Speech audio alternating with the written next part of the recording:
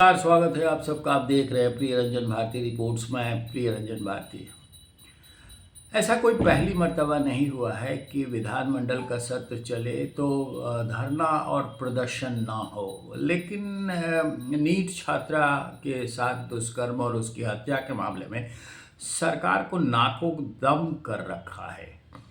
आज यानी मंगलवार को विधानमंडल के सत्र के दौरान आयशा और एक्वा की महिलाओं ने पटना में जोरदार प्रदर्शन किया। गांधी मैदान से निकले प्रदर्शन 2 घंटे तक चला और महिलाएं जबरन पहुंच जाना चाहती थी विधानमंडल के सत्र के दौरान, लेकिन पुलिस को जबरन बल प्रयोग करना पड़ा उनको रोकने के लिए। दो दो जगह बैरिकेटिंग की गई थी, लेकिन महिलाएं उन सब बैरिकेटिंग्स को तोड़कर आगे बढ़ती हुई दिखाई दी। खूब बल प्रयोग किया महिलाओं ने। उन लोगों ने जिस तरह की जिद पकड़ रखी थी उसे पुलिस को लाठियां भांजते हुए देखा गया। कृष्ण मुरारी जो डीएसपी हैं पटना सदर के, वो अब लाठियों का बल प्रयोग करते हुए महिलाओं को खदेड़ते देखे गए। ये नीट छात्रा के मामले में सरकार ने हालांकि एसआईटी जांच का आदेश दिया था, सारी कार्रवाई हुई, लेकिन इसके बावजूद नतीजा शिफर निकला है। लोग आक्रोशित हैं। पिछले 4 फरवरी को नीट छात्रा के गांव से, जहानाबाद के पतियामा से लोगों ने प्रदर्शन करते हुए, विरोध प्रदर्शन करते हुए यात्रा निकाली थी और ये यात्रा नवादा अरवल होते हुए, गया नवादा अरवल होते हुए कल पटना पहुंची थी। इस यात्रा के पटना में पड़ाव के दौरान कल से आज तक तैयारियों का मुआयना किया गया था और तैयारियां जो की गई थी उससे लेकर के कह सकते हैं आपके जिस तरह का प्रदर्शन था, महिलाएं जिस तरह से आक्रोशित थीं, वो इस बात की मानगी है कि किस तरह से जन समुदाय में इसे लेकर के रोष पैदा हुआ है। पहले तो महिलाएं जिस तरह से 12:30 चली हैं गांधी मैदान से, जीपीओ गोलंबर के पास बैरिकेटिंग की गई थी, उसे उन सबों ने तोड़ दिया। फिर डाकबंगला चौराहा पर बैरिकेटिंग की गई थी और वाटर कैनन का इस्तेमाल करने के लिए पुलिस ने सारे बंदोबस्त कर लिए थे। वहाँ भी बैरिकेटिंग तोड़कर महिलाएं पहुँच जाना चाहती थी विधानमंडल के गेट तक, लेकिन पुलिस को जबरन बल प्रयोग करके उन्हें खदेड़ना पड़ा है। आप जान लीजिए कि इस मामले में लगातार सरकार विफल साबित हो रही है। जिस तरह की नारेबाजी महिलाएं कर रही थी, वो आप जरा गौर फरमाइए। सरकार का नारा बेटी बचाओ और सरकारी मंशा बलात्कारी बचाओ। लग भी ऐसा रहा है कि सरकार कहीं ना कहीं कुछ छिपाना चाहती है, कुछ बचाना चाहती है, क्योंकि जिस तरह से इस मामले में तथ्य उजागर हुए हैं कि उस छात्रा के साथ दुष्कर्म हुआ और फॉरेंसिक जांच में इसकी पुष्टि हो गई, उसके पोस्टमार्टम रिपोर्ट में इसकी पुष्टि हो गई। एसआईटी ने बहुत सारे सैंपल्स लिए, जांच 10 से अधिक दिनों तक चली, इसके बावजूद कोई तथ्य नहीं सामने आना अपने आप में रहस्यमय लगता है।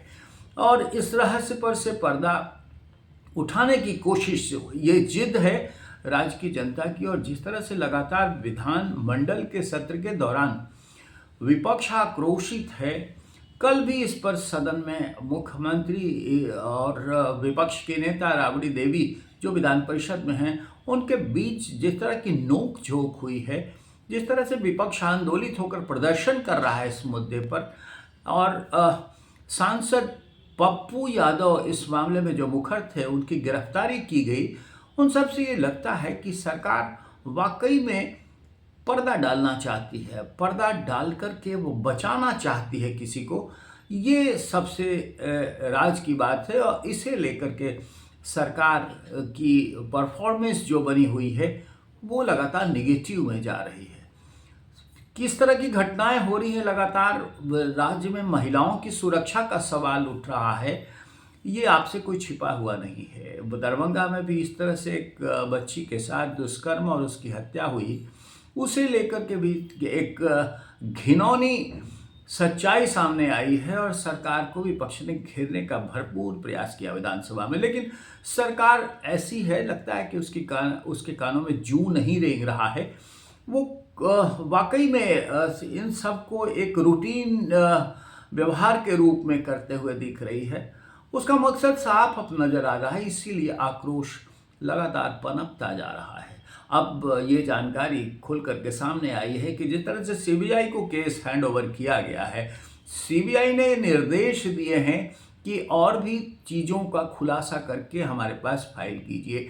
तो अब 10 और लोगों के जो डीएनए सैंपल उसके मैच के लिए उस बिहार के एसआईटी जो इस मामले की गठित है, वो सैंपल लेगी और उस जांच की दिशा को आगे बढ़ाएगी। इसके अलावा छात्रा जो मारी गई है उसके बैंक डिटेल्स को खंगाला जाएगा। तो कुल मिलाकर के देखें तो अभी भी एसआईटी जांच ही कर रही है, क्योंकि सीबीआई ने अभी तक इस मामले को अपने टेक ओवर नहीं किया है।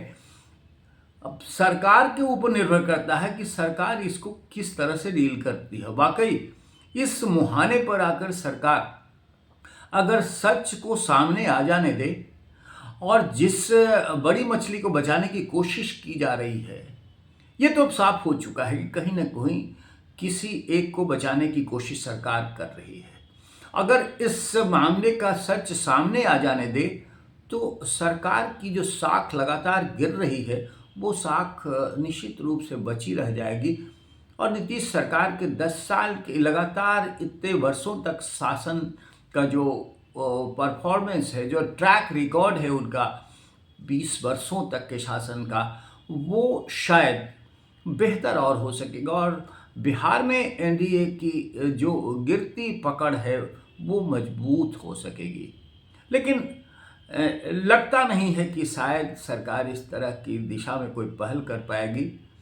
जिस तरह का आक्रोश पनप रहा है और लोग बाग जिस तरह से सरकार से बेरुखे होते चले जा रहे हैं वो खतरनाक है। समय रहते अगर ये सरकार, एनडीए, बीजेपी और जनता दल यूनाइटेड और उसकी पार्टियां इस बात की सच्चाई को समझ ले, पकड़ ले और सच को सामने आने दे तो निश्चित रूप से उसका जो बना हुआ ट्रैक रिकॉर्ड है वो उसी धर्रे पर कायम रह पाएगा। वरना फिर जनता है और जनता जिस तरह से आंदोलित हो रही है इस मामले में, जनता जिस तरह से उग्र हो रही है, सच को जानने की कोशिश कर रही है, वो अगर जारी रहा तो खैर मानिए कि फिर तो एनडीए का बिहार से जिस तरह से रुखसत होने का दौर चल पड़ेगा वो फिर शायद भगवान ही बचा पाए। लेकिन लगता नहीं है कि शायद सरकार इस दिशा में पहल कर पाएगी और उसको सद्बुद्धि समय से आ पाएगी। आज के अंक में बस इतना ही। आप हमारे इस वीडियो पर अपनी प्रतिक्रिया कमेंट बॉक्स में ज़रूर दीजिए।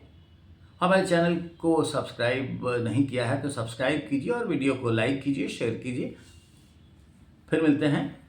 नमस्कार।